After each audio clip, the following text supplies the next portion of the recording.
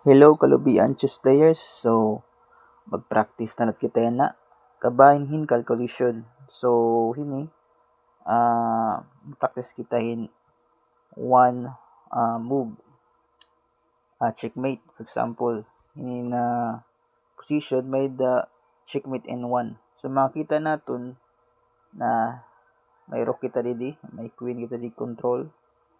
So may da kita dida. Tas unblock king is didi may g6. So how to mate in one? So kita nato na escape nga dida. So kung makabutang kita ang queen to f5, checkmate. So another checkmate in one. So paano pag checkmate in one hini na position?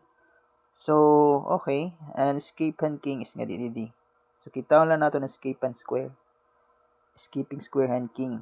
So mag-escape pa didi may bishop. So once mag-check kita didi, waray na escape, waray na cover.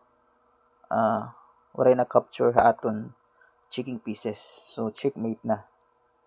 Okay, dida. So unpossible niya na move is ini dini king. So diri pwede makakada dida kay may dakita pon. So mate gyapon didi. So may da checkmate in one. Okay, last two. Okay, simple la diri kita mag-capture nga di. So checkmate in one man kita, so pares kanina. So with the rook, checkmate. And another hinip, for example, in the position, so kita naton an